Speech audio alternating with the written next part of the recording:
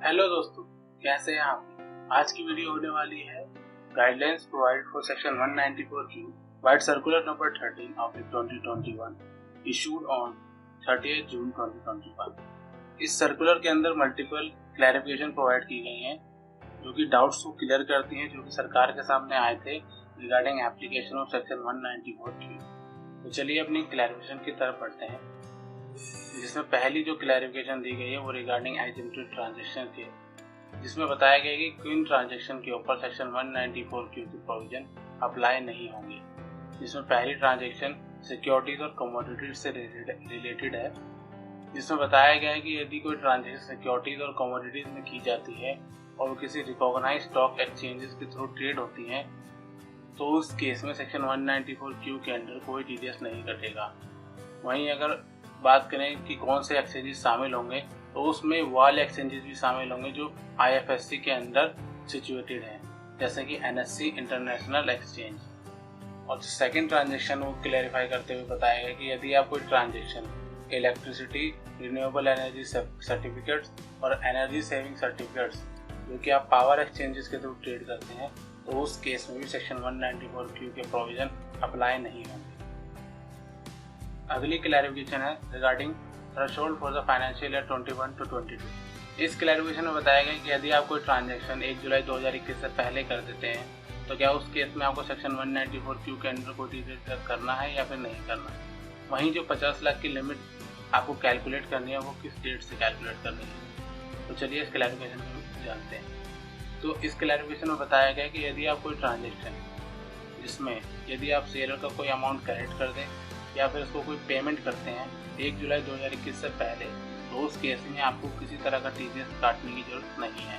वहीं अगर जो 50 लाख की लिमिट आप कैलकुलेट करेंगे ताकि आप उस टीडीएस को डिडक्ट कर सकें वो आपको 1 अप्रैल 2021 से कैलकुलेट करनी है। इस क्लैरिफिकेशन को ध्यान में रखते हुए एक एग्जाम्पल देख लेते हैं। मान लीजिए मिस्टर जॉन एक बायर है, मिस जस्सी एक सेलर है। मिस्टर जॉन की टर्नओवर 30 करोड़ रुपए है और मिस्टर जॉन ने मिस जस्सी से 52 लाख रुपए का माल मई 2021 में खरीद रखा है। वहीं जो 30 लाख की पेमेंट है उन्होंने जून 2021 में ऑलरेडी कर रखी है, बाकी की वो जुलाई 2021 में कर देंगे। तो क्या इस ट्रांजेक्शन के ऊपर आपको 194Q के अंदर कोई टीडीएस डिडक्ट करना है या नहीं करना। तो सर्कुलर नंबर 13 के अकॉर्डिंग देखें तो यदि आपने कोई सेलर का अमाउंट क्रेडिट कर रखा हो या फिर उसको कोई पेमेंट कर रखी हो 1 जुलाई 2021 से पहले की तो आपको उस केस में सेक्शन 194Q के अंडर कोई टीडीएस डिडक्ट नहीं करना है।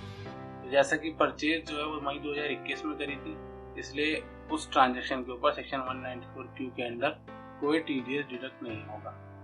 अगर हम सिचुएशन 1 को सेम टू सेम लें, वहीं मान लीजिए कि मिस्टर जॉन ने जो एडिशनल परचेज है 4 लाख की जुलाई 2021 में करी है, तो क्या इस केस में आप 4 लाख रुपए के ऊपर 194Q के अंडर टीडीएस डिडक्ट करेंगे या नहीं करेंगे।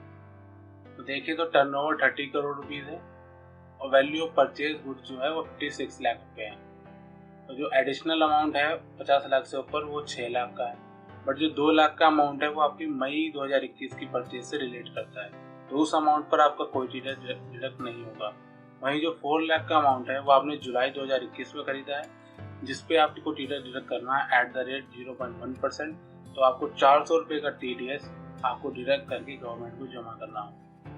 अगली क्लैरिफिकेशन दी गई है रिगार्डिंग एडजस्टमेंट फॉर जीएसटी, मतलब 194Q में आप जीएसटी को इंक्लूड करके टीडीएस काटेंगे या विदाउट इंक्लूडिंग एनी जीएसटी, इसके रिगार्डिंग इसमें क्लैरिफाई किया गया है। तो सर्कुलर नंबर 23 ऑफ जो 2017 में आया था और जो 19 जुलाई 2017 को इशू हुआ था, उसमें बताया गया था कि जो टीडीएस का केसेस होंगे उसमें जो टीडीएस डिडक्ट होगा वो without including any GST calculate होगा।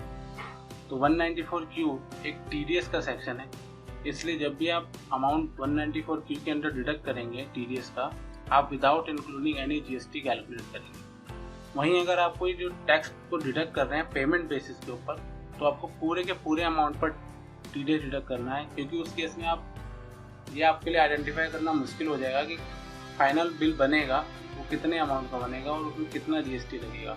तो इसलिए आपको जो पूरे अमाउंट पर जितने भी आप पेमेंट कर रहे हैं उसके ऊपर ही टीडीएस डिडक्ट करना है और गवर्नमेंट को जमा करना है।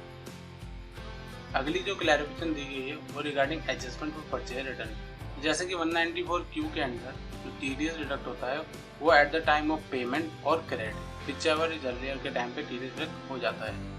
तो अगर परचेज रिटर्न होती है तो उसकी एडजस्टमेंट आप कैसे करोगे सेक्शन 194Q में, इसके रिगार्डिंग यहाँ क्लैरिफाई किया गया है। तो जब भी आप परचेज रिटर्न करेंगे और जो सेलर है वो आपको रिफंड करेगा मनी, तभी आपको ये एडजस्टमेंट अलाउ होगी, और जो एडजस्टमेंट होगी वो आपकी नेक्स्ट परचेज में एडजस्ट होगी, वो भी सेम सेलर के अगेंस्ट। मान लीजिए आपने अगर मिस्टर ए से माल परचेज किया है और मिस्टर बी से आप नेक्स्ट परचेज करते हैं तो वहाँ पे एडजस्टमेंट अलाउ नहीं है। तो आपको इस केस में परचेज रिटर्न सेम सेलर की नेक्स्ट परचेज से एडजस्ट करनी है, और ये एडजस्टमेंट आपको तब अलाउड नहीं होगी यदि परचेज रिटर्न को रिप्लेसमेंट ऑफ गुड्स के थ्रू फुलफिल कर दिया जाए। मतलब उस केस में आपको एक्सचेंज करके अगर दे दिया गया है तो उस केस में आपको परचेज रिटर्न की सेम एडजस्टमेंट अलाउड नहीं होगी। तो अगली क्लैरिफिकेशन है कि क्या कोई नॉन रेजिडेंट सेक्शन 194Q के लिए बायर हो सकता है। तो यदि कोई non resident without any permanent establishment किसी रेजिडेंट सेलर से परचेज करता है तो उस केस में सेक्शन 194Q के प्रोविजन उस नॉन रेजिडेंट के ऊपर अप्लाई नहीं होंगे। अगली क्लैरिफिकेशन की बात करें तो अगली क्लैरिफिकेशन है रिगार्डिंग कि क्या आपको उस सेलर का TDS डिडक्ट करना है जिसकी सारी की सारी इनकम एग्जम्प्ट है। तो इसमें क्लैरिफाई करते हुए बताया गया है कि जो सेक्शन 194Q के प्रोविजन है उस पर्सन के ऊपर अप्लाई नहीं होंगे जिसकी इनकम जो है वो इनकम टैक्स से एग्जम्प्ट है अंडर दिस एक्ट और under any other act pass by the parliament, जैसे कि RBI एक्ट हो सकता है या ADB एक्ट हो सकता है। और ये सेम क्लैरिफिकेशन है ये उस केस में अप्लाई नहीं होगी यदि जो पर्सन है उसकी पार्टली इनकम एग्जम्प्ट है।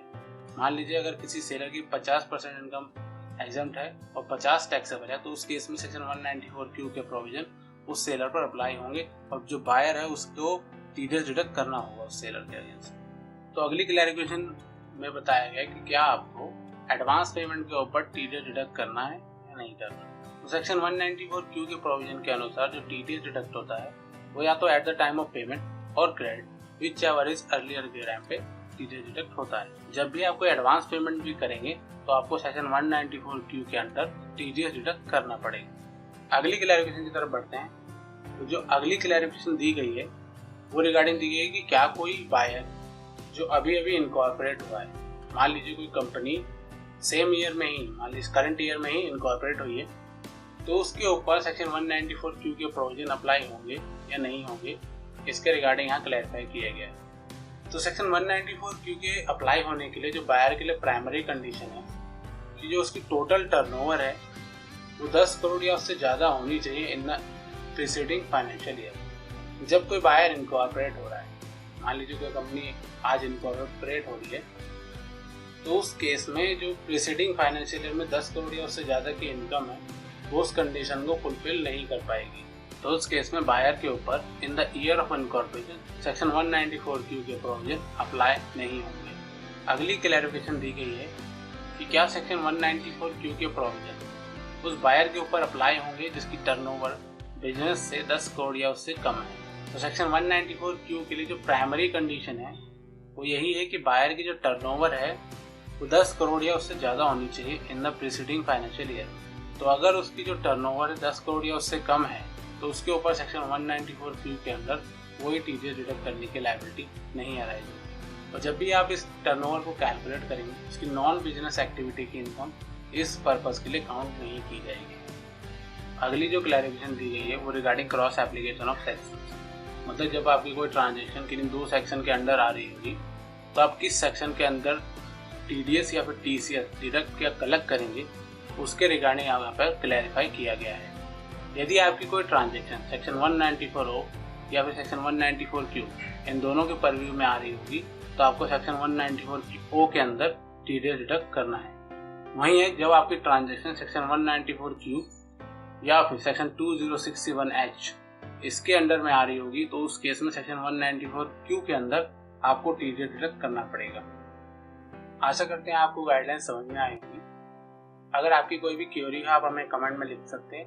वहीं अगर आप हमारा टेलीग्राम चैनल ज्वाइन करना चाहते हैं तो उसका लिंक आपको डिस्क्रिप्शन में दिया हुआ है। आगे के रेगुलर वीडियो पाने के लिए आप हमारे चैनल को सब्सक्राइब कर सकते हैं।